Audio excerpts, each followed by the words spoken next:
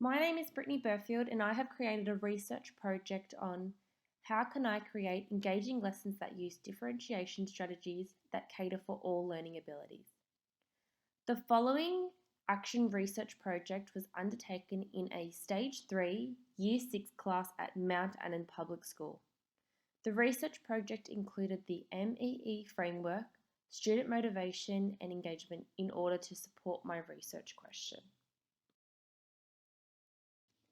This is the submission page with my Weebly address and contact email. Declaration. I hold a copy of this assignment if the original is lost or damaged.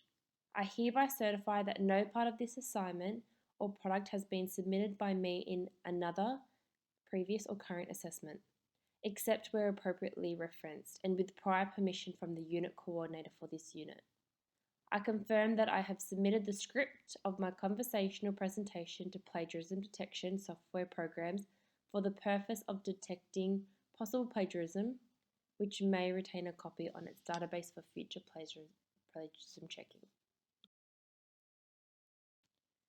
Mount Annan Public School is located in southwest Sydney, a growing residential area. In 2019, Mount Annan Public School had a student enrolment of 748 students, 8% of those being Aboriginal and Torres Strait Islander background, and 27% whom had English as a second dialect, EALD. During my second practicum, I was with a Stage 3 Year 6 class that was made up of 29 students, 16 girls and 13 boys. The class was also made up of 6 EALD students, students on the spectrum, students who suffered anxiety, and many students working at different learning standards. Both the English and mathematics curriculum were major focuses from the very start of the year. There was a timetable that my mentor teacher had created to ensure all the aspects of the curriculum were met on a weekly basis. There was time allocated for each part of the curriculum that the students participated in. The 29 students in the class were all working at different standards, below the standard, at the standard, and a few above the standard. Students who needed additional help would work closely with the teacher through the teacher modelling the lesson, and students who were working above the standard would have extension work that helped extend their knowledge and create a different way of thinking. My mentor teacher had over 25 years teaching experience, and it was clear she used a range of resources and behavioural techniques that she had collected during her time. She was well respected from her fellow colleagues, and she held the well-being and leadership role in the school. There were also learning support teachers that came into the room a few times a week and took a small group of children who needed additional help, or EALD children who were extending their knowledge.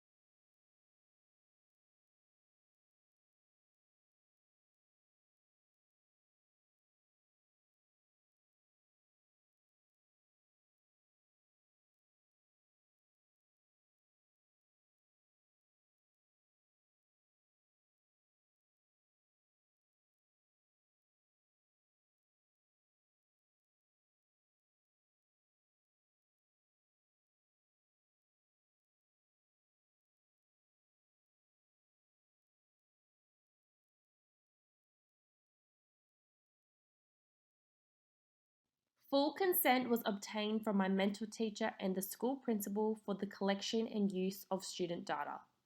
Please see Appendix 1. Images of students' work may have been modified to ensure students have been de-identified. I collected 4 different types of student data to help build my research project. These included observations, recordings of learning conversations, work samples, and student self-assessment. Observations. During independent work, group activities, and class discussions, I observed how students worked through body language, the quality of their work, the conversations they were having with other students, and how much work they had actually completed in the designated time frame. I would be constantly moving and roaming around the room to watch and listen to the students' learnings. It became clear when the students were engaged as the students worked without distractions. If students were distracted or bored, it usually meant they had completed their work. Recordings of learning conversations. It was crucial to incorporate strategic questionings in my Year 6 class for my second practicum, as this is what helped with their high order thinking. Therefore, it was quite successful when I was recording the learning conversations, as the students knew their expectations and developed on each other's knowledge.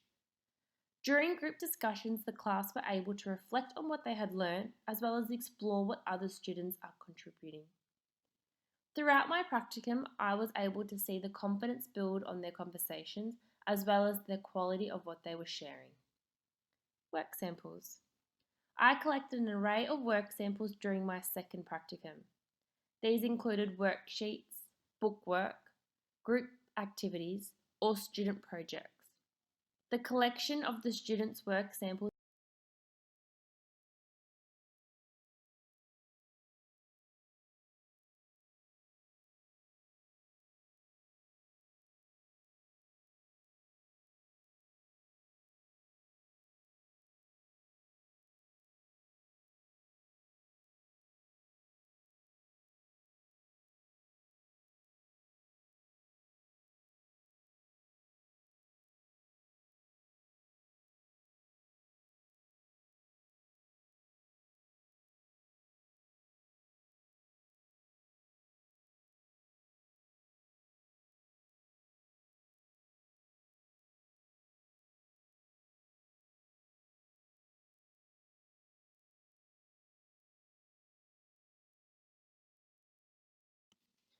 I quickly noticed that differentiation techniques were utilised in my practicum class.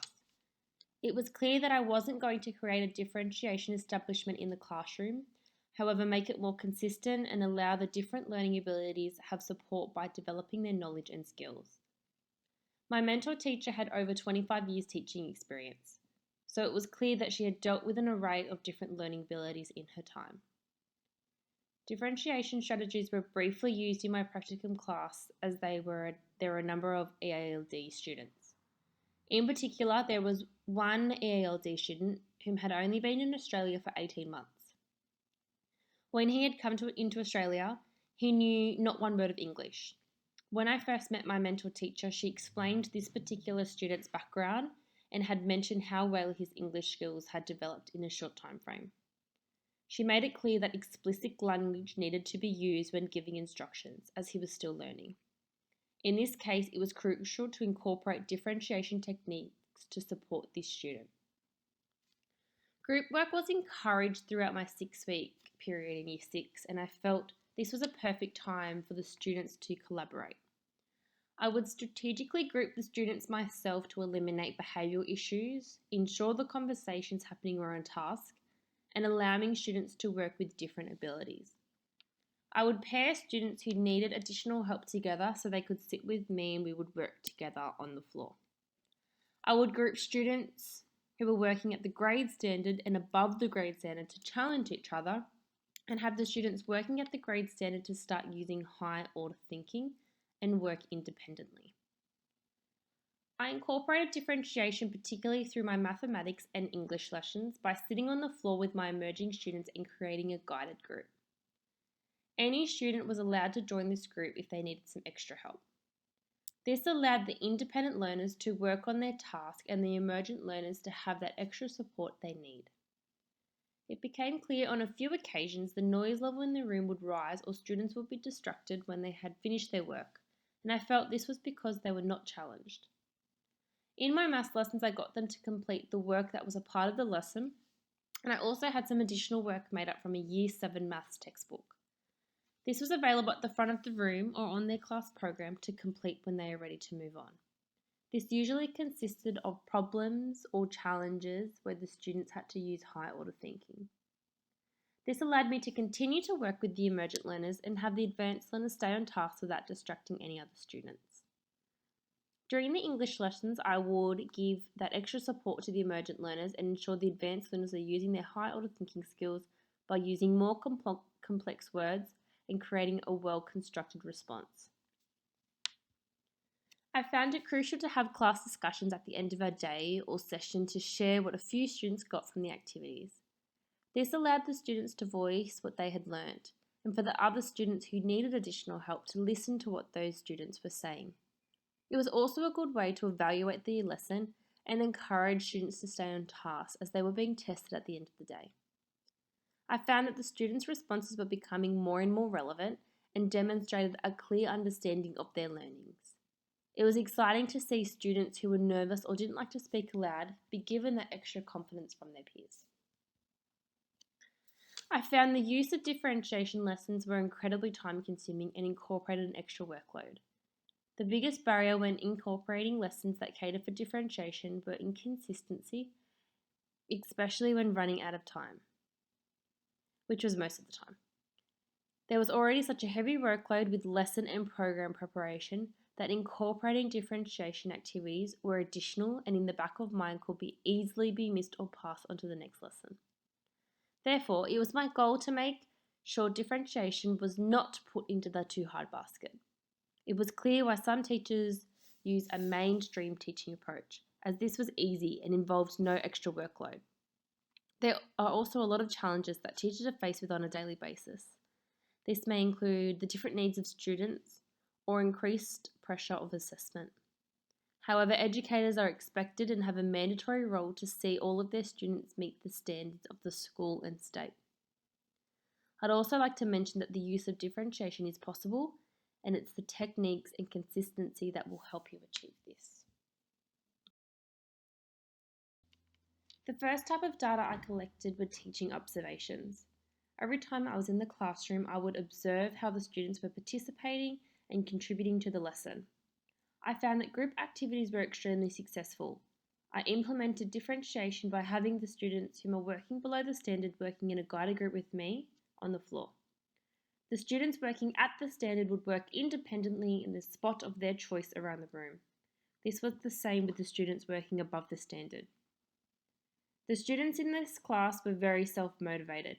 There were very few that found it difficult to stay on task.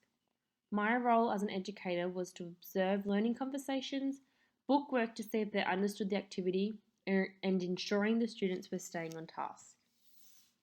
I would constantly be roaming around the classroom to make sure this was all happening. During my observations, I was able to see high operative learning, students were actively participating, and high cognitive learning, students able to demonstrate what they have learnt by showing their answers in their book or on their whiteboards.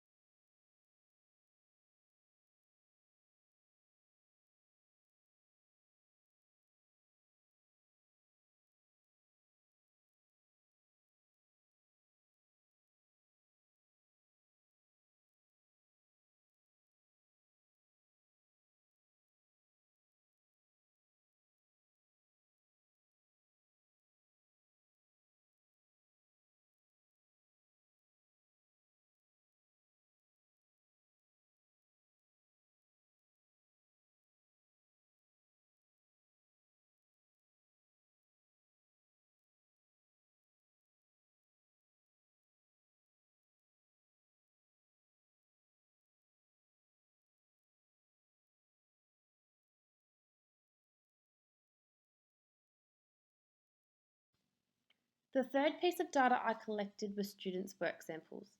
The students took great respect and pride when completing their work, and it was clear if their interests were included, they were easily pleased. During my time at Mount Anna Public School, we studied a unit of work on natural disasters in both geography and English.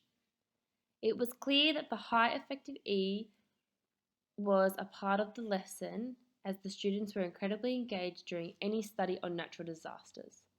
The students showed they were excited and had a positive attitude when completed their poems on droughts and floods. The high cognitive E shows the students had some great ideas and utilised this in their poetry. This summed up their high order thinking. The students also showed high operative motivation as they published some quality poems. The students loved to show off their work to the stage supervisor and read it aloud in front of the classroom. During my time in Year 6, I seen students build their confidence when they also wanted to share their poetry, some who had never wanted to before. It was a proud moment for both myself as their teacher and the students to see their excitement in completing a great construction of poetry. It was also clear how engaged the students were due to their quality and quantity of their writing. During my first few weeks with the students, they were writing simple sentences with minimal effort. It was clear in the images above they are writing numerous stanzas and the quality of work is much more productive. The final piece of data I collected was on student self-assessment. It was clear as Year 6 students they were able to mark and assess their own work. This was also easy for me to self-evaluate the effectiveness of the lesson by the students checking their understanding. I also felt that when students were marking their own work, they were excited when they got questions correct. This demonstrated high effective motivation and engagement. Student self-assessment was completed after every lesson. I felt this was a critical requirement as the work they were completing usually built on from each other, and we couldn't move on until the students were confident. I often had students come to the front of the room to draw or write down their answers and understanding on the board. This allowed them to explain their understanding as well as show other students in the class techniques they may have not developed yet. I also found it crucial to self-evaluate my own lessons, and I did this by checking students' work on how they went. I felt my teaching was effective if the majority of students were able to achieve success. As an educator, it is my role to assess students and self-assess my own teaching practices. However, this may be time-consuming for some, with many different challenges that happen and different learning abilities they are to deal with. Therefore, student self-assessment allows me to check over with the student and pass on any relevant feedback.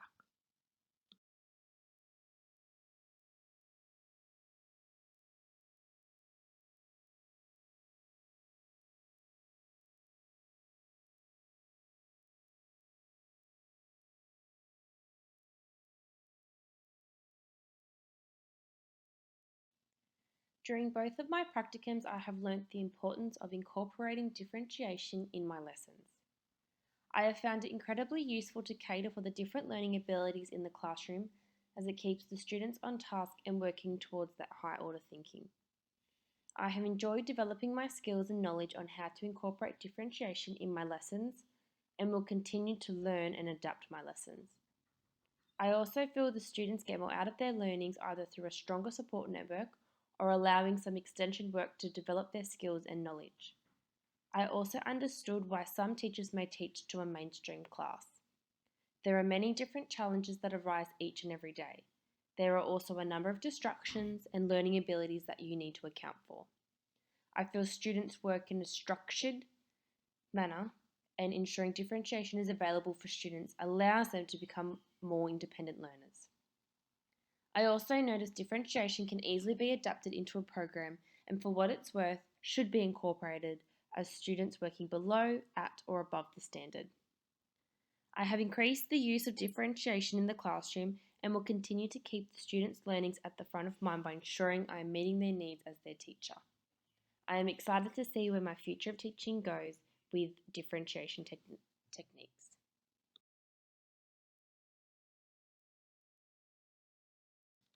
The school already had authorization from the parents and carers for teachers to take work samples. Therefore, I only needed to get my mentor teacher and principal's consent for undertaking this assessment.